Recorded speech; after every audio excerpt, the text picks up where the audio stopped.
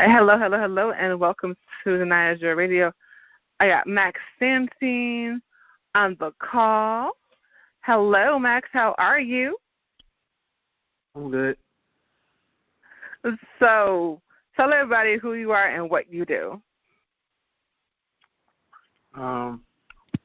Well, I'm an artist, and I create visual art. And that's what I do. So, what initially piqued your interest in becoming an artist? I like to draw. Draw and paint when I was a kid. And as I got older, I just, through different means, just turned it into a career path. And so that's how I got into it. Dope. So you lost your father at a super young age. What are some of the things that you did to maintain your sanity? Like, how did you get through that? Well, I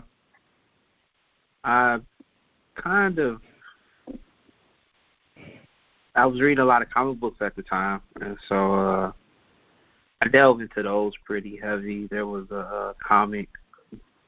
It was Image Comics. It was a comic book company started by a lot of artists. They left Marvel and DC and decided to start their own comic book group, and eventually they kind of changed the whole landscape of comics during the 90s, and eventually they all got hired back again because they were dope on their own. But anyway, reading the comics like Spawn, and then other comics they were dark, but they were dealing with concepts of the afterlife and hell and things like that. And I don't know, it kind of just made me wonder where my dad went. And along with the art, it was kind of this thing that it was just really engaging, and it made me think about a lot of things, where do people go after they die, if they were being a Christian, thinking about those things of then thinking about, all right, so is this person going to heaven? Are they going to hell? Maybe one man, I love my dad. I'm sure he was a great person, but he wasn't perfect, and so it made me think man, is he in hell? And it's a comic book, so obviously you're oh, okay, well, what I got to do to go down there and get him, and bring him back. Right, I got you. I was all into all those things, and just to say that kind of kept my brain occupied, and then also linking up with my Uncle Naz, and kind of building a good relationship with him, and realizing, my father was like a big brother to him when he was younger, and right, me and him, we grew closer pretty much through that bond, and he was also into art as well. So my father taught him how to paint, and oh wow, yeah, so just that whole kind of flashpoint, and kind of just growing from there in terms of my journey with art and having it connected to my family was awesome. That is super dope. And Max Sansing is my guest here on Danaya Azure Radio. So what was one of the things that you learned from working with Gallery 37?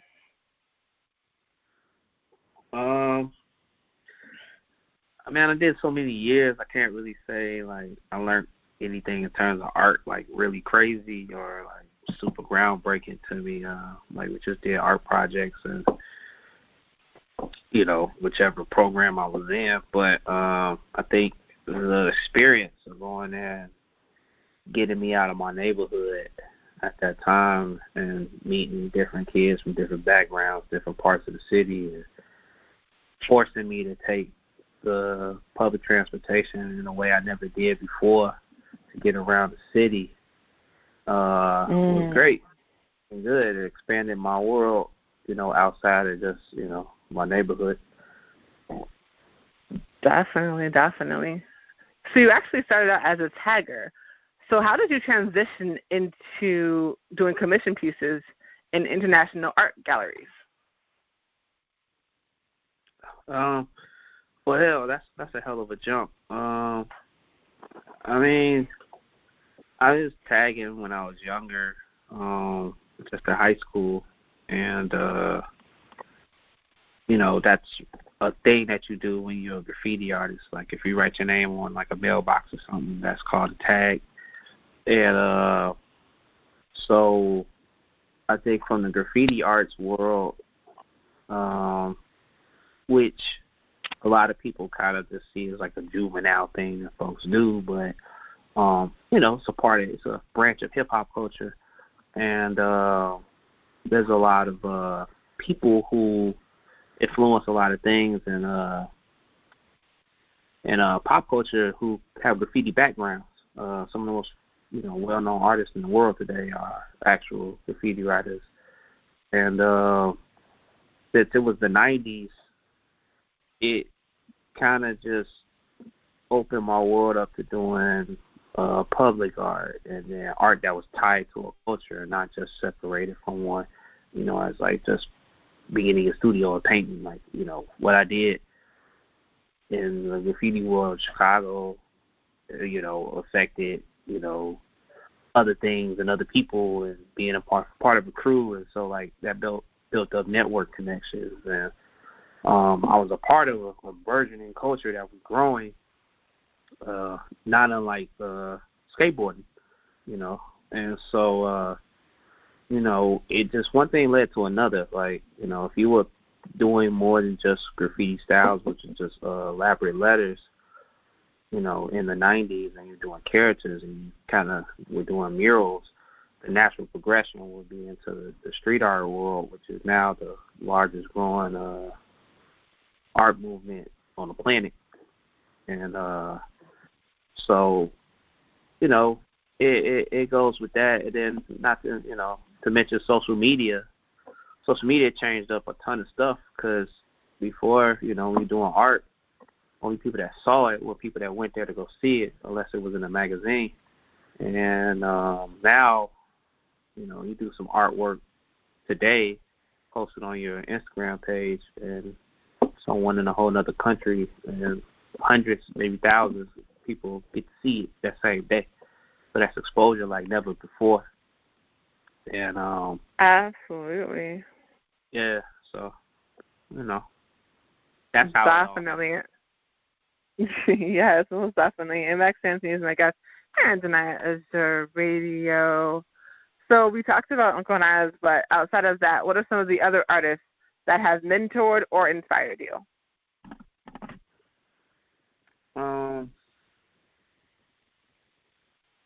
Excuse me. Just a bite of a sandwich. No, you're good. Artists that I know, friends and family. It's too many to name, to be honest, but my family side, my mom, my dad, my uncle, your mother, my mom's sister, twin sister, my sisters, they pretty much normalized doing art in the family, which I appreciate, and also support it. So, that was always good to see. And it felt good knowing that I came from, a crop of people who, did it, respected it, and supported it. Also, I mean, especially during them years where, like, I want to say up until probably about 2013, if you said you wanted to be an artist, people were looking at you like, really? Especially in the black community. Right. Like, most definitely. Yeah, say you want to be an artist now. It's like, oh, okay. I guess I can see that. Especially if you put your phone. Like, look, Ma, I got 50 million. I got 50,000 followers, man. I don't want to get that. Don't be an artist. Right. I couldn't do that before. I was just like, man, some people fuck with me, but now see. Yeah, I mean, you got proof now. Exactly. Well, that's the thing too. Like, I think people don't understand. Like, that's always been so modest. So, like, I've been going to his shows since I was a kid. And so what's super dope about Max is that when you went to his shows, everybody was there from every community possible. So it was so diverse every single time we went, and they was always packed. So I knew that what's happening now was going to happen because it was just inevitable. And it's so funny because, like, he went to my mom, and she used to always tell a story, and she was like, yeah, I gave him, money for paintbrushes when he first started back in the day. And made sure to get some of his pieces. So we have pieces of his all over the house because we can't afford them now, child. But we had his earlier artwork because we went out to the events when he first started, and it's just so dope to see him doing all of these incredible collaborations with all these phenomenal companies, and to have and to be able to go around the city and be like, my cousin did that piece. It is dope, and it's just been a journey to be able to see what he's doing, and then see his Instagram following grow, because I promise you, he was not trying to do social media for a minute. I had to convince him, and I was like, look, I need to pick a platform, and Instagram is his platform, and it's his thing that blew up like I knew it would. So, I mean, even now, I still don't care for social media. I miss the days before it, just in terms of just, how people react and behave, and, I think it's different now, like, in terms of being an artist. I run to a lot of young artists, and they feel as though, just because you do art, that means, and you do it, you're going to be successful. And the reality is not a lot of, like, everybody doesn't make it. Everyone's not going to be successful. Like, I did art for so long, because I started at a young age, that, like, I was comfortable with the fact that, like, I was going to just be working a regular job.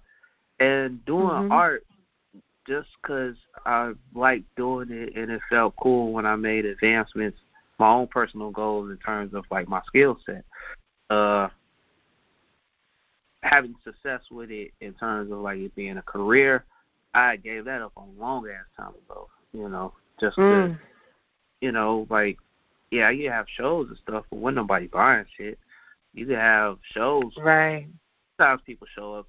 Sometimes no one shows up. That's happened to me plenty of times. And I think just until now, things are changing where money is being driven toward the art. Just because, I mean, I hate it, but social media as well. Like, companies see, like, they see your stats via your social media traction, and so it's cheaper for them to latch themselves onto you than instead of just doing a advertising campaign just from straight off the ground, because you already have a built-in audience, and then a lot of times best artists ain't chose for the job because the other artists got way more Instagram or social media traction, so politics of that stuff. But let me circle back around, back to the influences. Outside of my family, I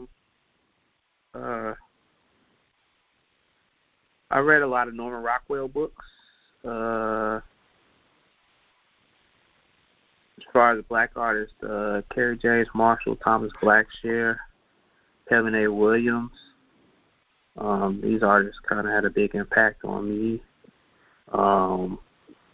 Graffiti artist Pose from Chicago had a huge impact on me when I was younger, seeing him paint and how he got down and seeing how efficient he was and what he did.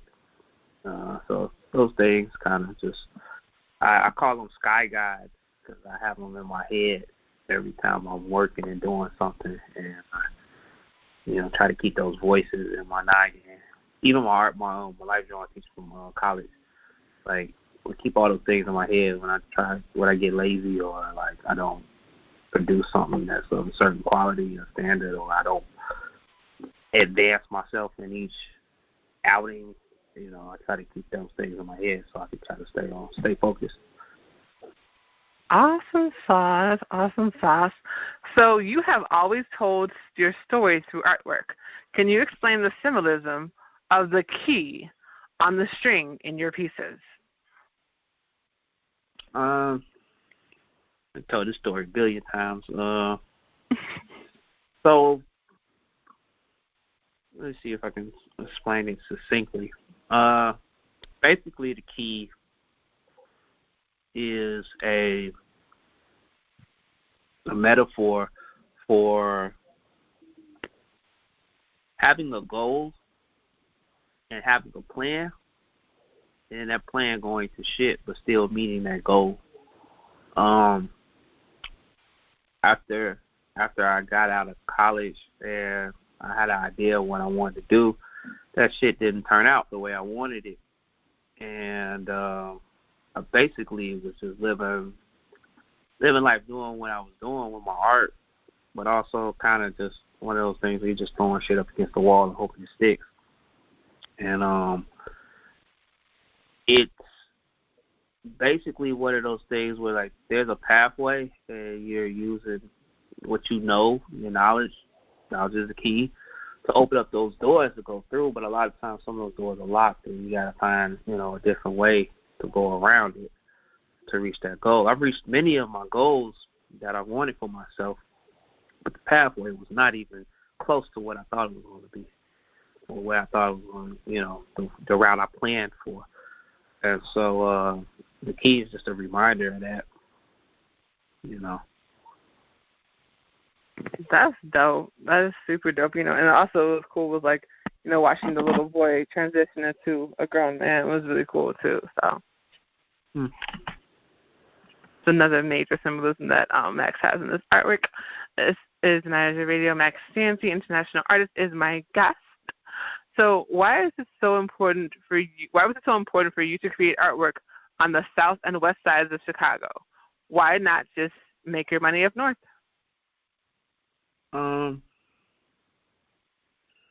Well, it sounds noble to say, like, oh, man, well, I just want to paint on the south side, west side, and they don't have artwork and yada, yada. Which is a point of me painting, but, I mean, to be honest with you, that's where I could paint at. Like, I wasn't getting jobs up north.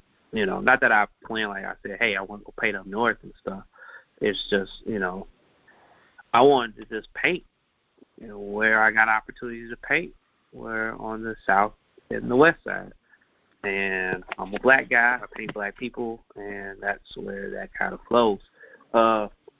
Yes, I could paint up north, but I don't be up north like that. And, it's just not in my day, my I guess my bubble or whatever. I do have stuff up north, but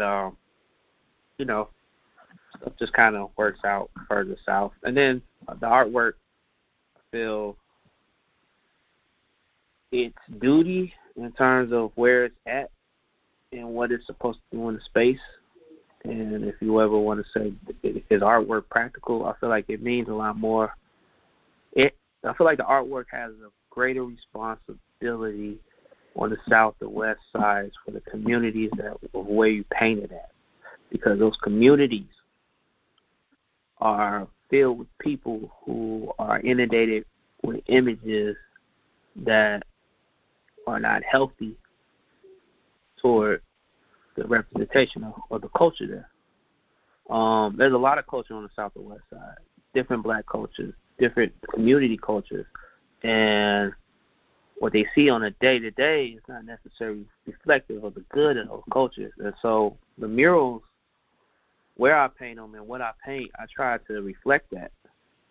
And, that artwork has a responsibility, because I know, speaking from my own experience, the effect of a mural in a neighborhood on the youth, how you see yourself. Because it was beautiful seeing these murals that I saw when I was growing up, these black people just fucking extra large.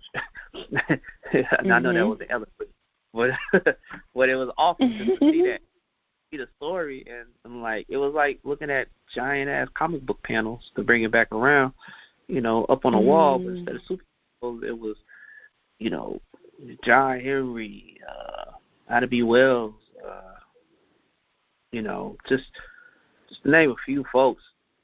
or the image that you would see on the walls, it was just awesome, and it was a story to be told, and these people look like you, you know, and they're not in a Newport ad or, you know, some hair shit, so, or a liquor ad, or just another rap album, mixtape dropping. So it was kind of cool to see that in that context. A lot of times up north, and, you know, depending on which particular neighborhood,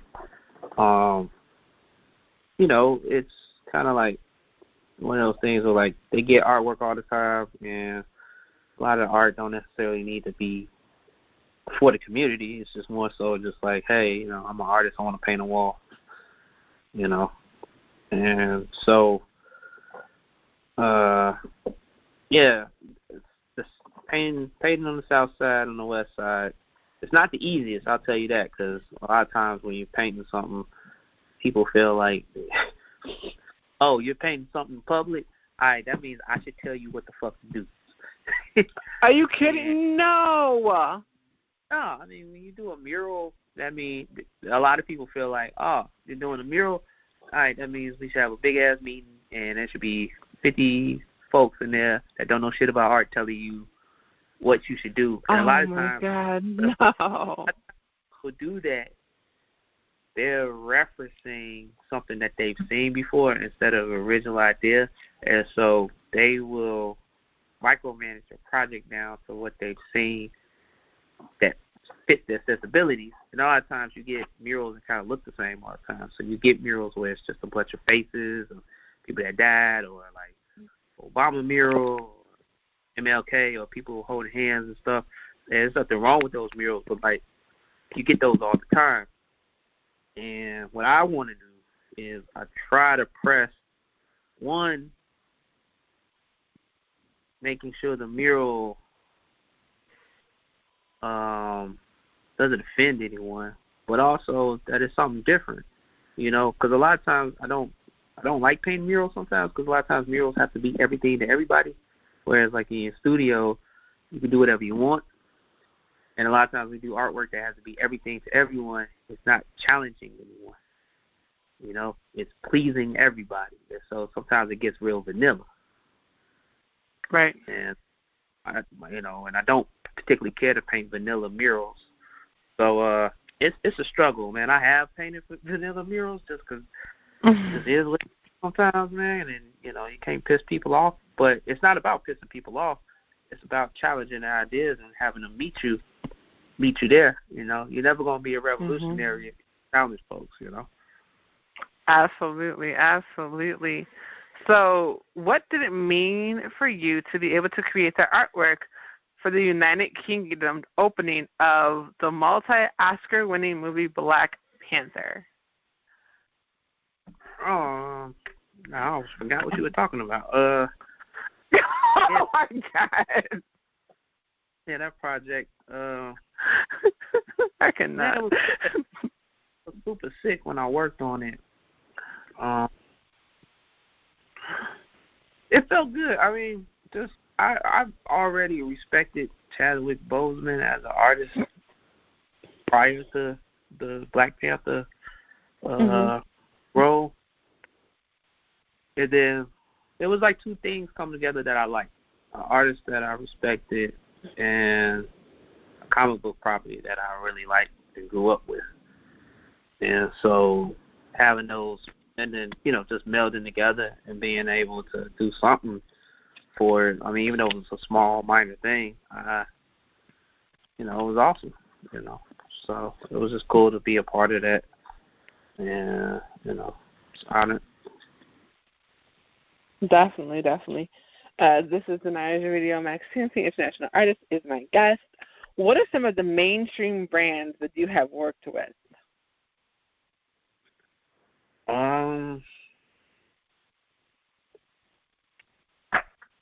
Excuse me. Just like ate another piece of my sandwich. With Nike, partnered with Virgil Abloh and Boys and Girls Club. I've done projects with just recently Puma. I've done stuff for Toyota, Netflix, Coca-Cola.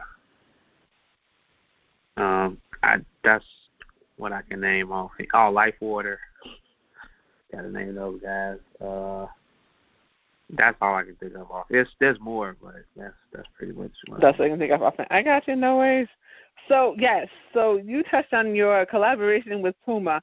How in the world did that come to be? Now, mind you, this gentleman has a whole collection with Puma. So how did that happen?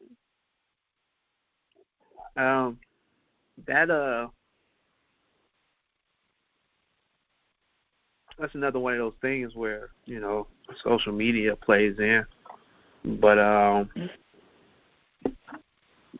people being creatives, I don't like to use the word fan, but different creatives and different that work for different companies that follow my work and appreciate it. That's one of those things where they speak out and kind of tell people, where they work, hey, this is someone that I like, that resonates. And so a lot of times, a lot of these jobs that I get are from someone working somewhere in that corporate structure, somewhere that appreciates my work, either owns some of my work or follows my work, and them kind of just shining a light. And so that's one of those things where, like, with the social media, I do appreciate the following that I have, and the people who do follow. I may not have a lot of followers. I have people who are creatives.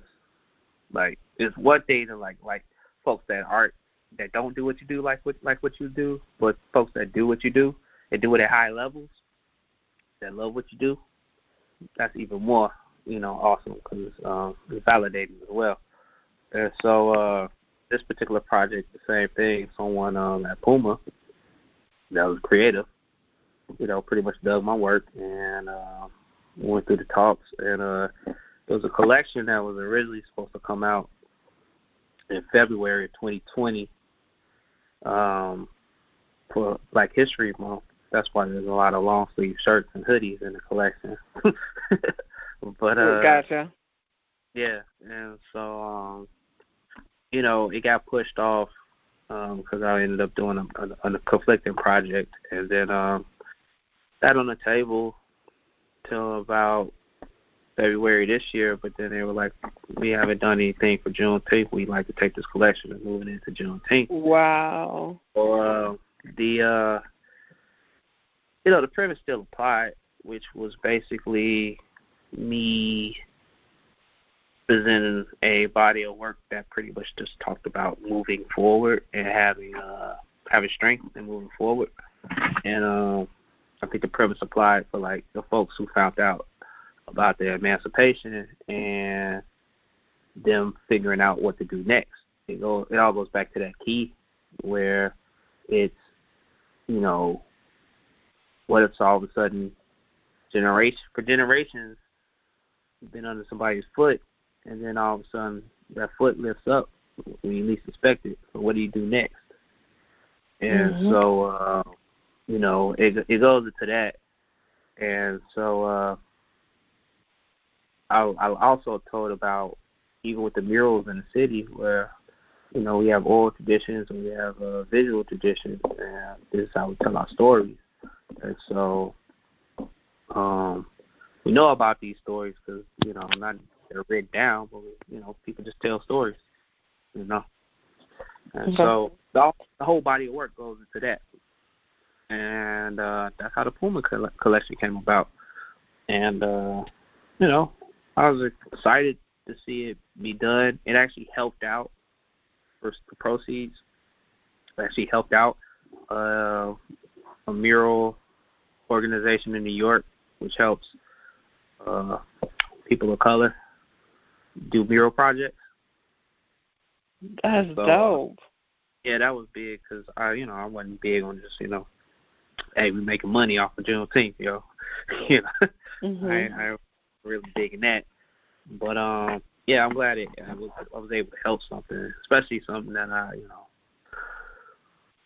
something that I dig with, Yes, absolutely. And Max Sansing has been guest on Danaya Azure Radio. Max, you are incredible. I've been telling you this since you were kids. I think just to see how your artwork has progressed, to see how many people are now enjoying your artwork, people can actually wear your artwork. I will definitely be getting one of those pieces before the summer is out for sure. Watching what you have overcame, watching how persistent you have been, and the fact that you still remain humble after everything that you have done. I am so, so, so incredibly proud of you. I love you to death. You have just been so amazing in so many different ways. And I mean, I can't wait to see you again. Like, it's been so crazy with COVID. It's been really, really hard, Yeah. But you are just so freaking phenomenal. Tell everyone where they can follow you, find you, and book you, please. Okay. You can't book me because I'm not going to like whatever you book me for. I'm joking.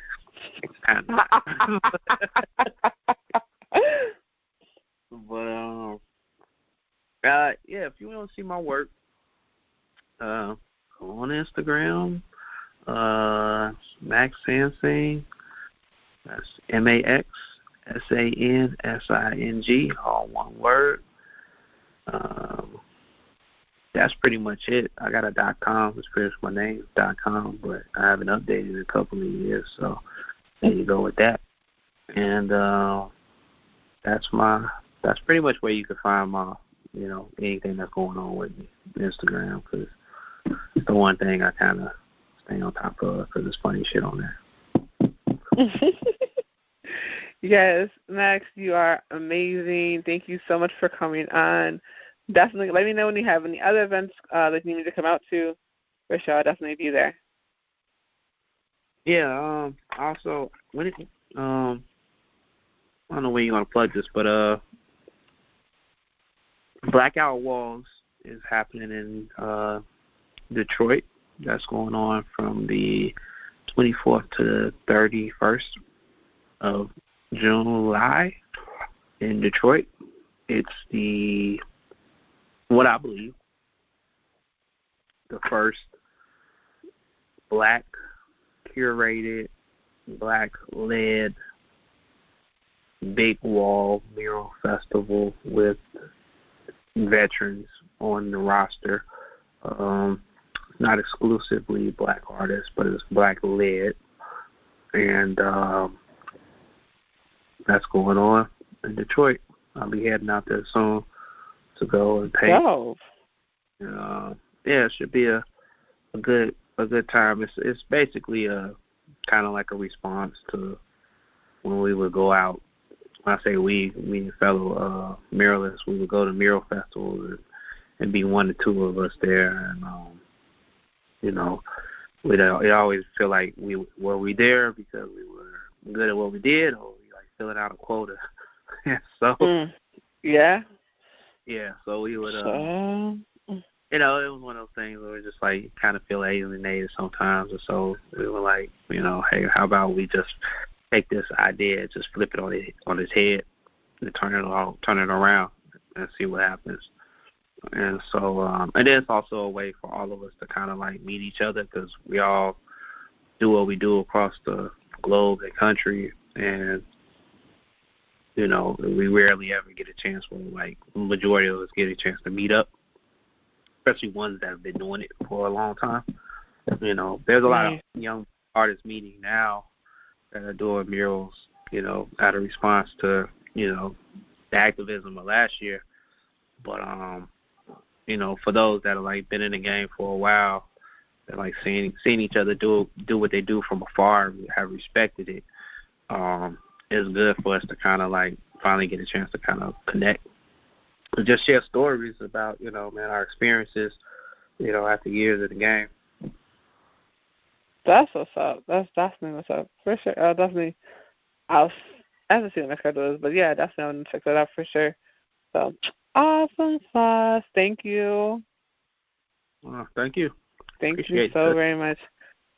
All right, Carla, have a good day. You too. Bye. Bye.